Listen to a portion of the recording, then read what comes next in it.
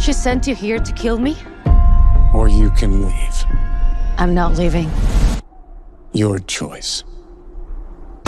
There were so many red flags surrounding John Wick's first spin-off movie. Ballerina was delayed from its original release date by a full year. Then it went into extensive reshoots, which have since been clarified to be additional photography, but still seemed like a warning sign they didn't know what they were doing. They couldn't settle on a title, but clearly wanted to emphasize the John Wick brand. And Keanu Reeves' relatively small cameo role as Wick himself was plastered all over the trailers. It looked desperate, like they needed to really lean on the Wick connection to get asses in seats. But here we are, and lo and behold, it's actually pretty damn good. It has a lot of clunky dialogue that the actors clearly struggle to make sound natural, but when it gets into a good action sequence, it's indistinguishable from a mainline John Wick movie. Ana de Armas is a bona fide action hero who matches Reeves' charisma and physicality, and her new character Eve is compelling enough to carry the movie without his help.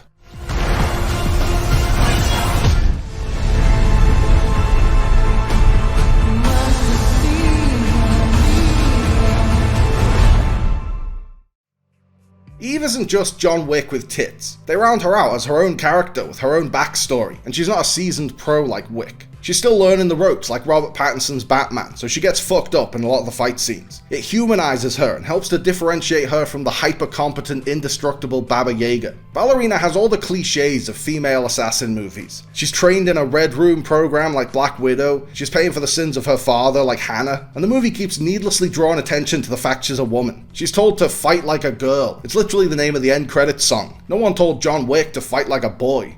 You can still leave. You still have a choice. Why didn't you leave? I'm working on it.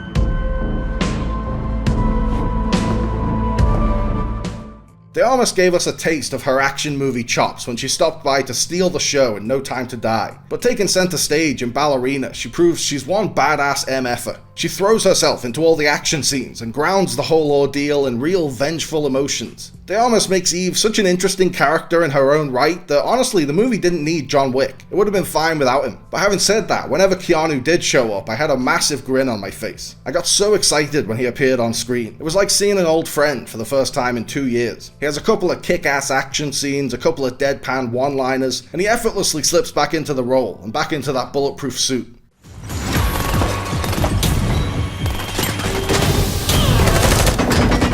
Ballerina isn't as funny as the main John Wick series. The original John Wick movies are basically slapstick action thrillers, borrowing as much from Buster Keaton as Charles Bronson. But there are still glimmers of that signature pitch-black humor. The movie loves blowing people up with grenades and leaving behind a bloody smear. That happens a couple of times. And there's a hilariously drawn-out moment where Eve and an undercover waitress are breaking dozens of plates over each other's heads.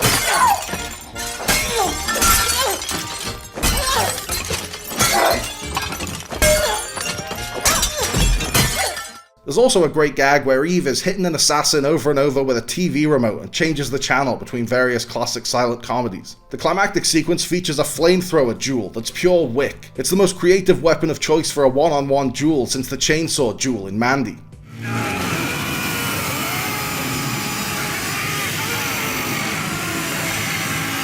I was a bit wary when Len Wiseman was hired as director, since he's the king of meh action movies, although I have a huge sweet spot for Die Hard 4.0. But thankfully, Chad Stahelski handled the additional photography, so a lot of the film's action still has that John Wick magic. There are a couple of issues with the action filmmaking if I'm really nitpicking. It overuses slow motion. It's not as bad as Zack Snyder, but it's definitely noticeable. And it uses the old action movie trick of showing a cool explosion from multiple angles when Eve counters a flamethrower with a fire hose.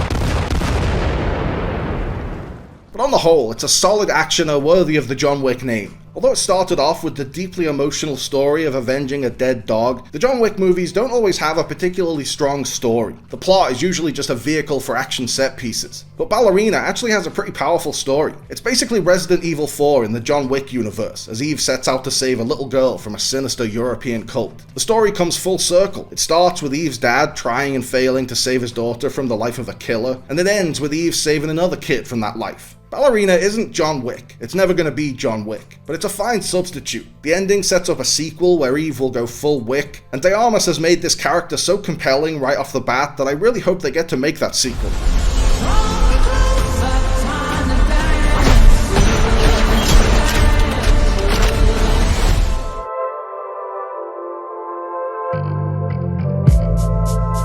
Thanks for watching, guys. I hope you liked the video. Remember to like and subscribe and click on the little bell. And also seize the day and call your mom and be kind to yourself.